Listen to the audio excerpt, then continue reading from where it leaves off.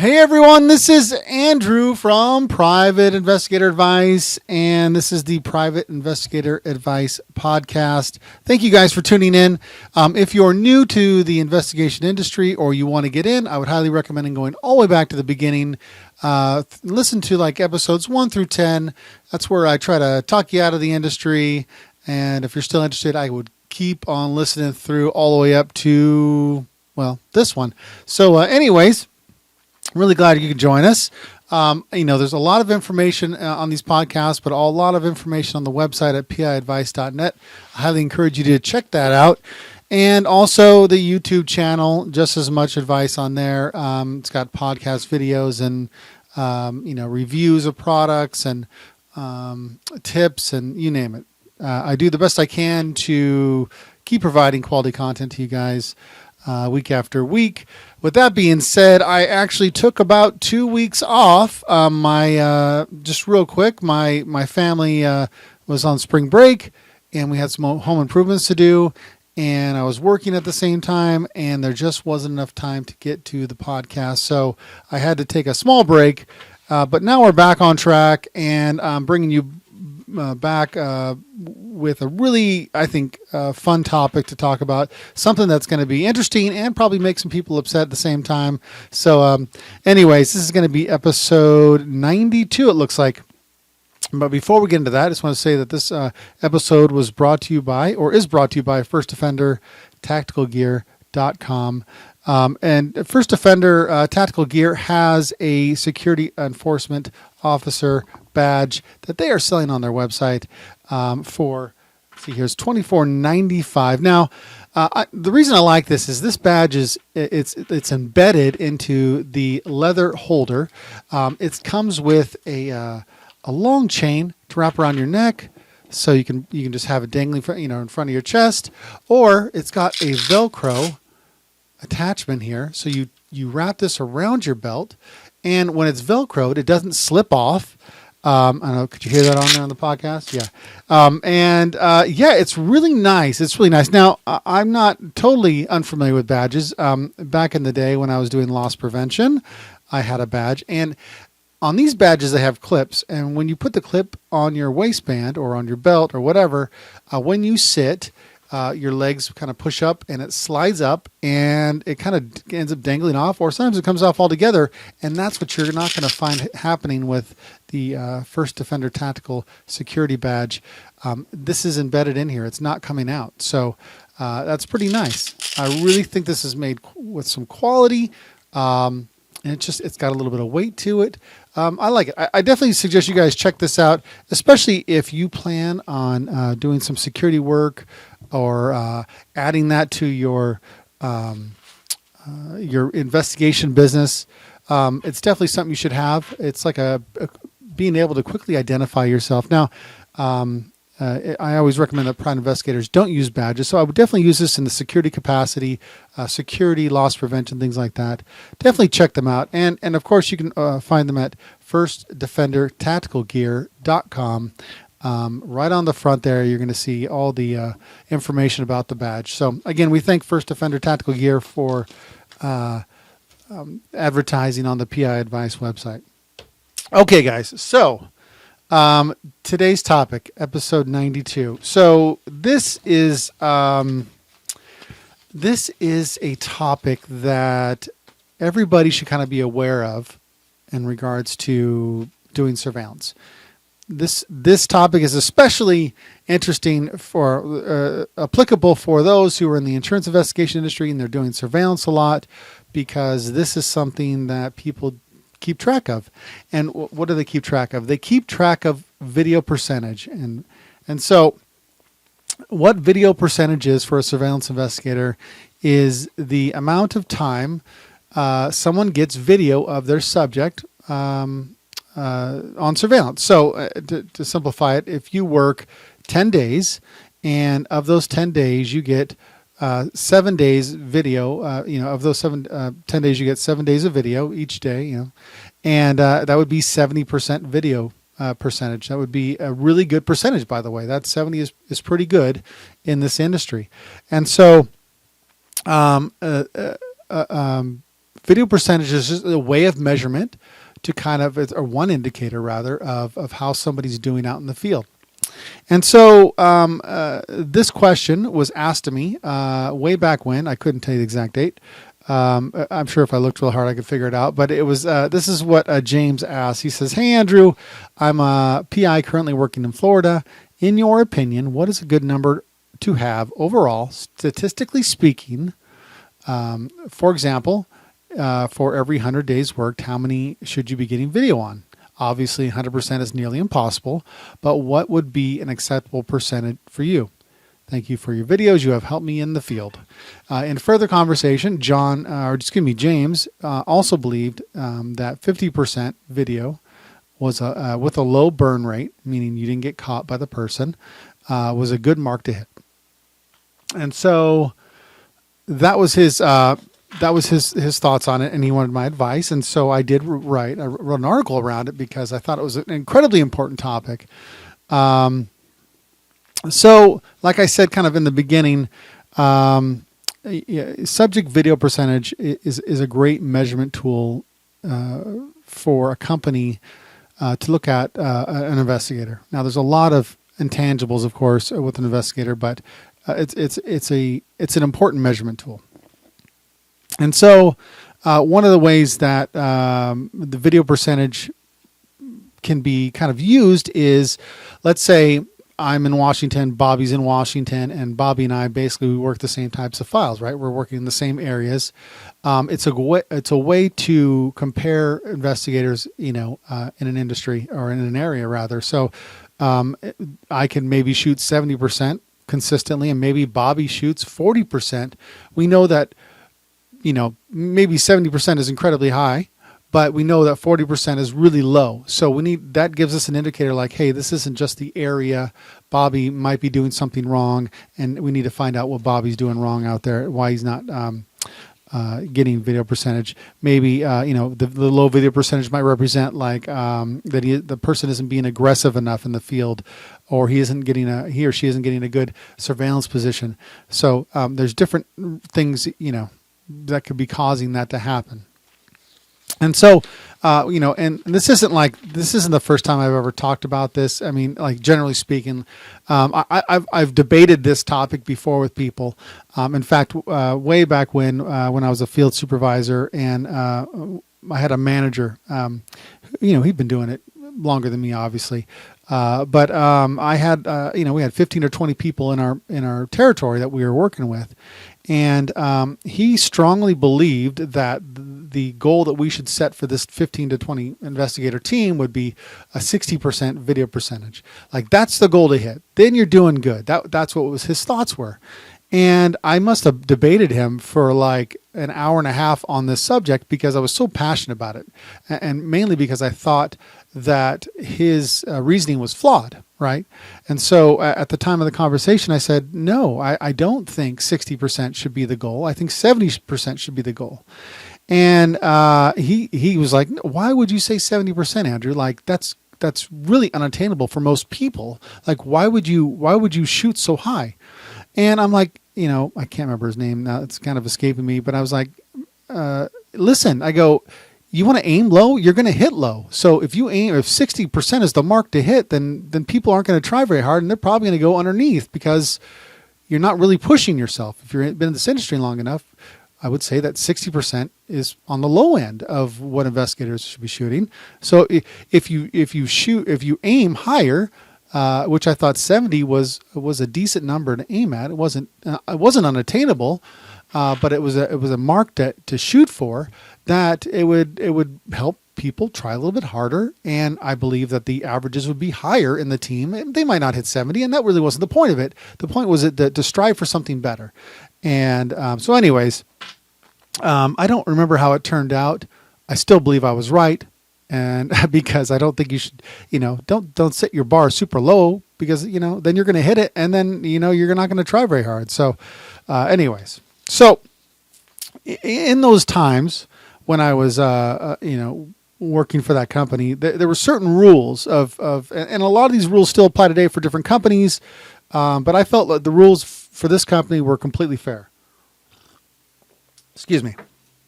Okay, so and the company I'd worked for way back when, and I love running into people that they're like, yeah, I worked there back in the day. Anyways, my company was Omega Insurance Services. You guys have probably heard talk about this before because that's where I got my start, and that's kind of why I fell in love with the industry was because I worked for this specific company. Anyways, the rules of video percentage. So how would you get like a video percentage credit for the day, right? Like, so you worked a surveillance day, and you want to get credit for that day. You want to have, I got video of the subject or the claimant. To get a credit for that company, you had to shoot at least 1 minute of video, of the subject. And so what that did is it really encouraged us to be more aggressive. We weren't as passive. We would try to set up with a view of the residents, honestly, to our detriment at times, to get video of them coming out or doing some yard work or maybe just to get the mail. So anyways, and if you were close, like sometimes if you're like 50 seconds, they would still give you the credit. It was like the 2-second video they weren't going to give credit for. So that was one of the rules. The other rule was if you went out to, which this is a fair rule, by the way, as I'm introducing it. The other rule was if you were able to confirm that your subject was not home, and you had to do it with a pretext, pretty much most of the time. If you're able to confirm that, then if you didn't get video, obviously because the subject wasn't home, then that day would not count against you. So it would just be it wouldn't be a negative. It just wouldn't count. It wouldn't count as anything. So that was how they did it. So that encouraged the investigators to do their due diligence. And well, back then, pretexting was an everyday thing for us, so it really wasn't a big deal. Anyway, so that was that. Also, another factor of this video percentage was billable time.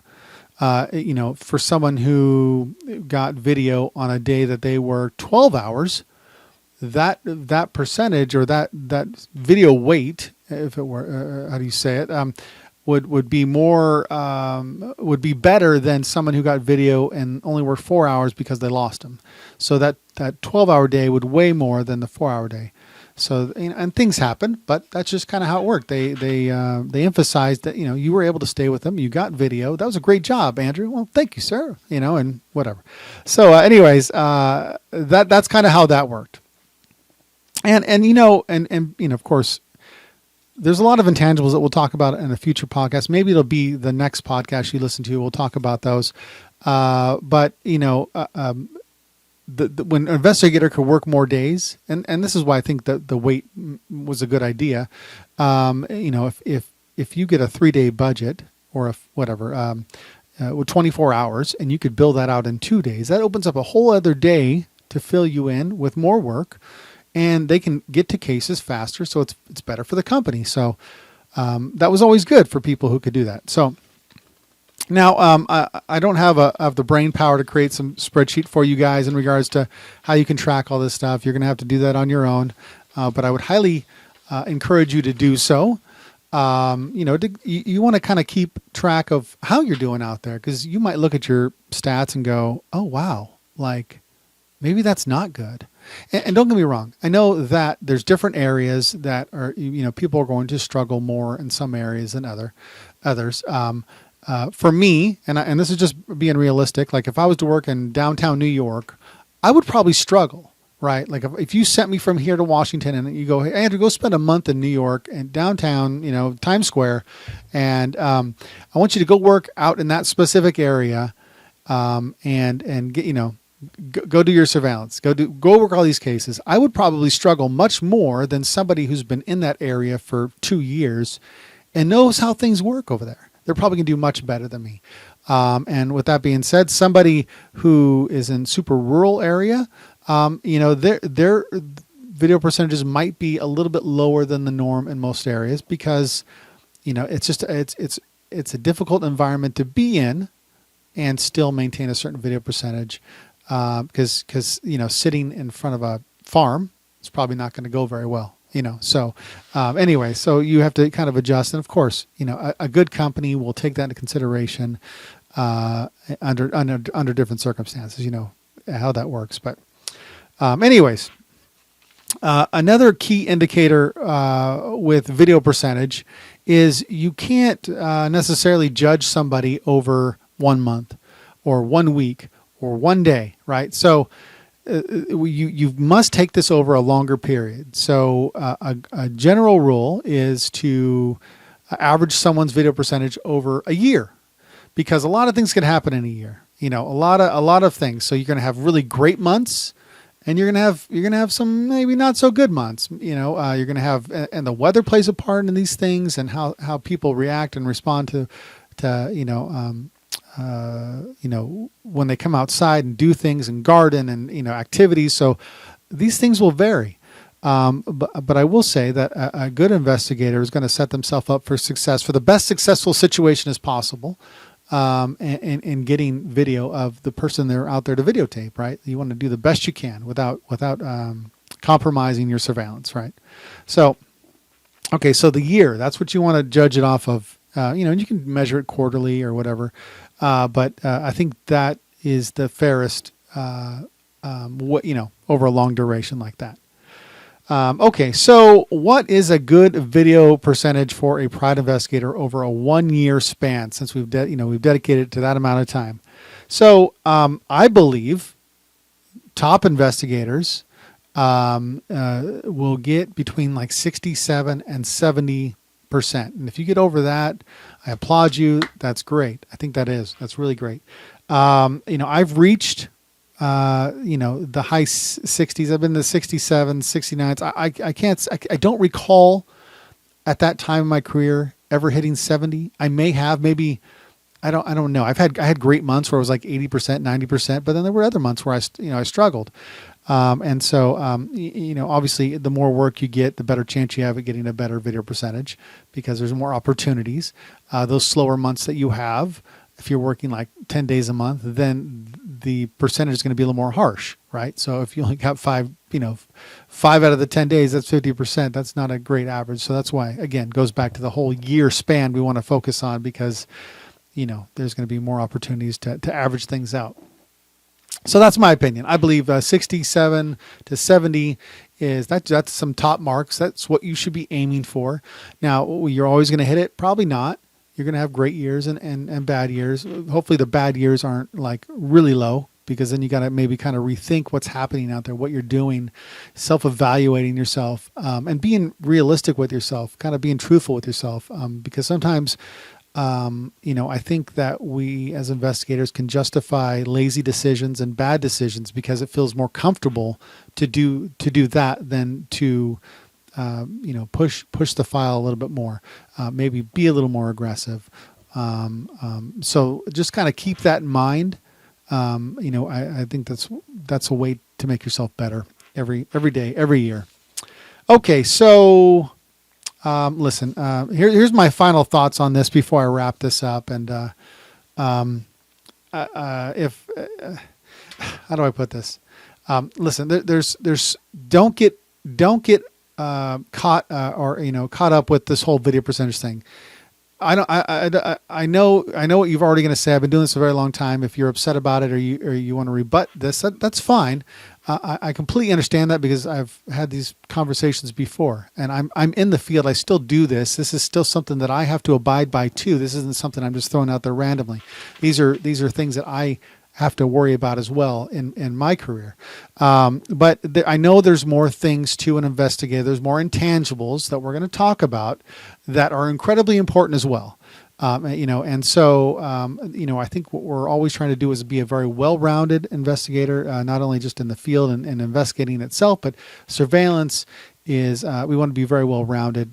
And so with that being said, we will talk about that in a near podcast in the future. I think I wrote about it because there was a lot of people that got upset about this topic.